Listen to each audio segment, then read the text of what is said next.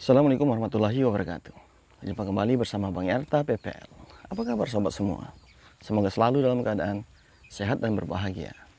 Sobat tani semua, pupuk didefinisikan sebagai bahan atau material atau unsur hara yang ditambahkan ke dalam tanah dan tumbuhan, baik berupa pupuk organik maupun pupuk anorganik, dengan tujuan untuk memenuhi atau melengkapi keadaan unsur hara dalam tanah yang tidak cukup tersedia untuk memenuhi kebutuhan hidup tanaman. Secara umum pupuk berfungsi sebagai sumber unsur hara untuk memenuhi kebutuhan hara tanaman dan memperbaiki struktur tanah. Pemberian pupuk pada media tanam dapat meningkatkan kadar hara dan kesuburan. Kegiatan pertanian yang dilakukan secara terus-menerus mengakibatkan tanah kehilangan unsur hara. Oleh karena itu, untuk mengembalikan ketersediaan hara pada media tanam diperlukan pemupukan. Setiap tanaman dalam pertumbuhan dan perkembangannya membutuhkan unsur hara. Unsur hara baik unsur hara makro maupun unsur hara mikro. Sehingga apabila tanaman kekurangan unsur hara tersebut, maka pertumbuhannya akan terhambat. Apabila hal ini terus berlanjut, maka tanaman akan tumbuh merana. Bahkan akan berakibat kematian pada tanaman tersebut.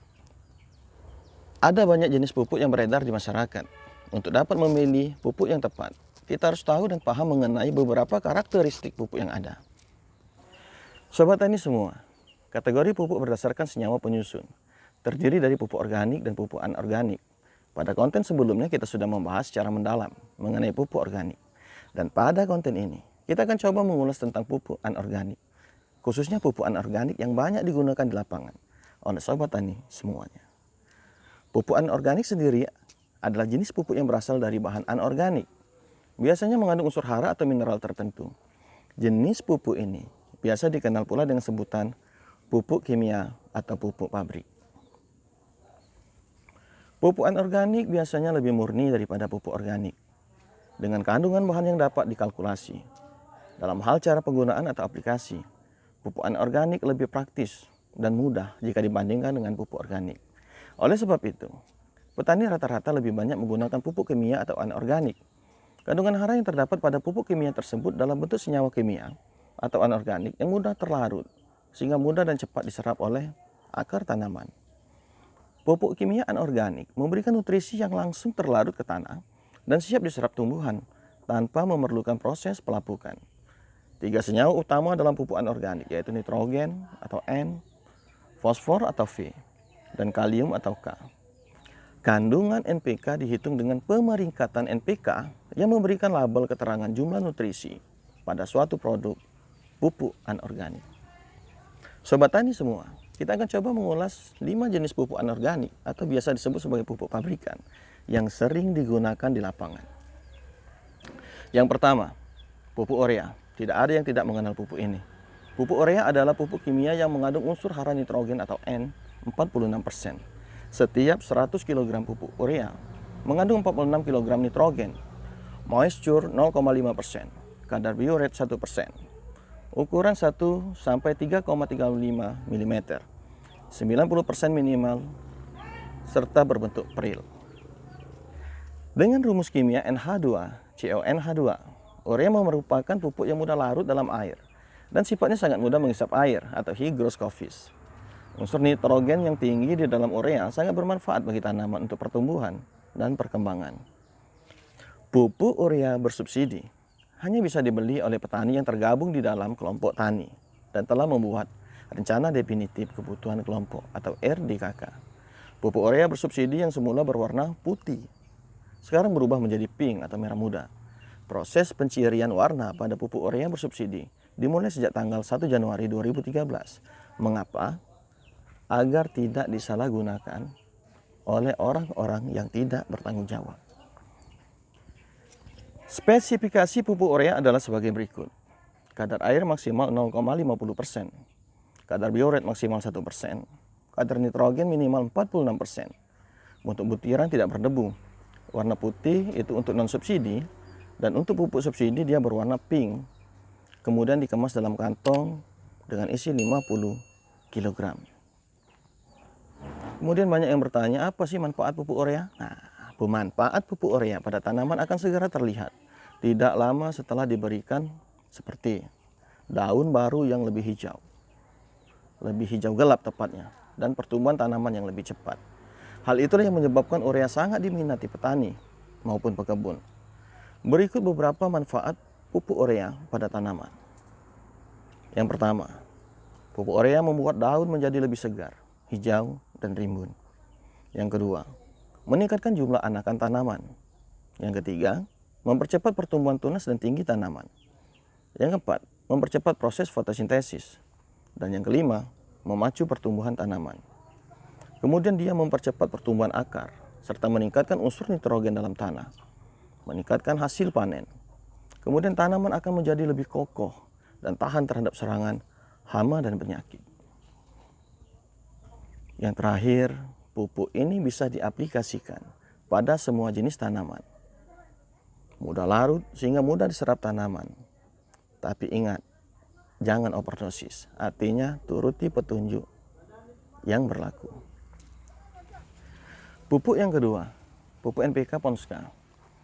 Pupuk NPK Ponska tidak dijual bebas dan didistribusikan secara tertutup, sehingga hanya dijual ke petani yang tergabung dalam kelompok tani dan membuat rencana definitif kebutuhan kelompok pupuk bersubsidi. Pupuk ini sangat mudah larut dalam air atau istilahnya higroskopis, sehingga tanaman begitu sangat mudah untuk menyerap nutrisi yang diberikan oleh pupuk tersebut. Pupuk ini memiliki bentuk bulat kecil atau butiran, istilahnya granul, dan berwarna merah muda. Kadang juga berwarna orange. Kandungan pupuk NPK Ponska adalah 15-15-15. Kandungan pupuk NPK Ponska 15-15-15 adalah sebagai berikut. Yang pertama, dia memiliki kandungan sulfur 10%, memiliki kandungan fosfat atau P2O5 15%, memiliki kandungan nitrogen 15%, serta memiliki kandungan kalium K2O 15%. Manfaat, sifat, dan keunggulan pupuk NPK Ponska. Yang pertama, dia higroskopis. Kedua, mudah larut dalam air. Kemudian dia mengandung unsur N, P, K, dan Zn secara sekaligus. Kandungan unsur hara setiap butir pupuk merata. Larut dalam air sehingga mudah diserap tanaman. Sesuai untuk berbagai kondisi tanaman. Meningkatkan produksi dan kualitas panen. Menambah daya tahan tanaman terhadap gangguan hama, penyakit, dan kekeringan. Kemudian memacu pertumbuhan akar dan sistem perakaran yang baik. Memacu pembentukan bunga, mempercepat panen, dan menambah kandungan protein. Pupuk yang ketiga adalah pupuk TSP dengan kandungan fosfor 46%. Nama dagang biasanya pupuk TSP ini Merauke TSP. Pupuk ini berbentuk granul atau butiran berwarna abu-abu yang bebas dari debu dan mudah disebarkan. Pupuk fosfor umumnya tidak bisa mudah larut di dalam air, dan ia bereaksi lambat dan tidak higroskopis. Pupuk TSP ini bisa digunakan sebagai pupuk dasar atau pupuk susulan. Tidak higroskopis hingga dapat disimpan cukup lama bila kondisi penyimpanan yang cukup baik. Kemudian dia mengandung senyawa fosfat yang hampir seluruhnya larut dalam air dan dapat diserap segera oleh tanaman. Pupuk TSP sebagai sumber fosfor sangat bermanfaat bagi tanaman, terutama pada fase pertumbuhannya. Pupuk TSP ini merupakan pupuk P yang paling banyak digunakan, terutama untuk tanaman semusim. Kandungan pupuk TSP Merauke memiliki kandungan fosfor sebanyak 44-46% dalam bentuk P2O5. Keuntungan memberikan pupuk ini, dia dapat meningkatkan pertumbuhan akar tanaman, meningkatkan fungsi reproduksi tanaman, baik itu bunga dan buah, serta berperan penting untuk proses fotosintesis, mempercepat pertumbuhan dan lebih seragam. Kemudian dia juga dapat dijadikan sebagai pupuk dasar sebelum pembungaan. Yang keempat adalah pupuk SP36.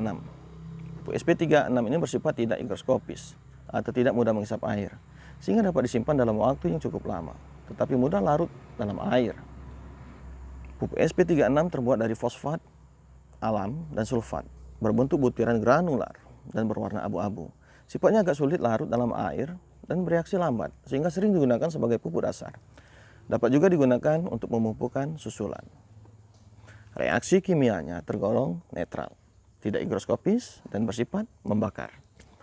Pupuk ini memiliki kandungan fosfor yang lebih rendah dan dapat juga diaplikasikan sebagai pupuk susulan dengan cara ditaburkan di sekeliling tanaman.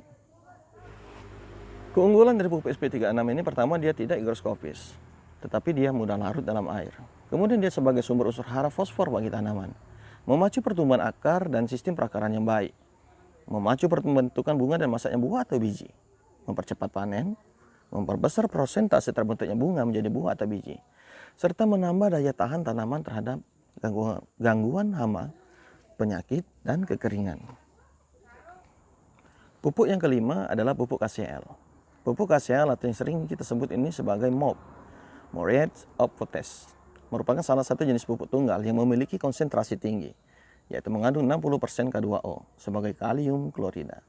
Ini merupakan pupuk yang mengandung unsur kalium yang sangat cocok digunakan untuk segala jenis tanaman yang memiliki sifat toleran terhadap klorida atau tanah dengan klorida rendah.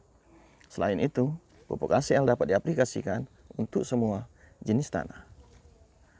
Pupuk kalium klorida yang paling populer dan paling banyak digunakan oleh petani adalah pupuk KCl.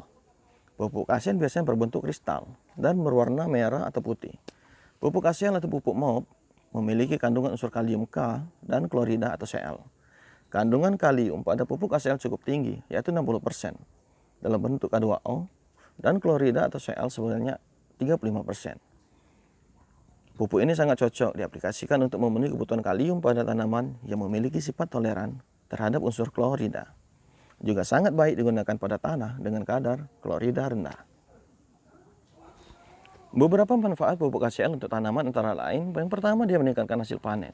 Kandungan klorida dalam pupuk KCl bisa membantu meningkatkan hasil panen, yaitu dengan meningkatkan resistensi penyakit pada tanaman.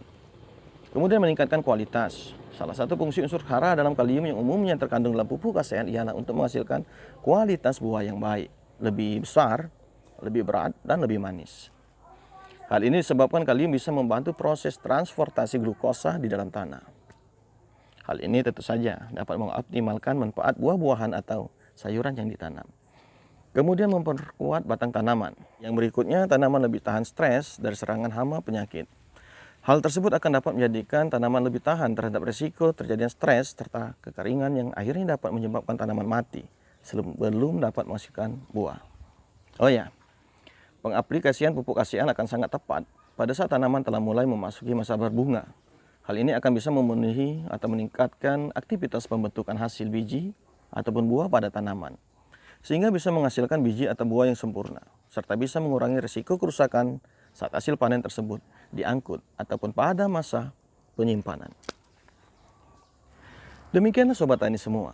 Semoga konten ini bermanfaat dan berguna bagi kita. Bang Yarta kembali mengingatkan untuk sobat semua yang baru pertama kali mampir ke channel Bang Yarta PPL, untuk tekan like dan share jika menyukai konten ini. Dan yang paling penting, jangan lupa subscribe dan getarkan loncengnya untuk mengetahui konten Bang Yarta selanjutnya. Wassalam. Salam Tani.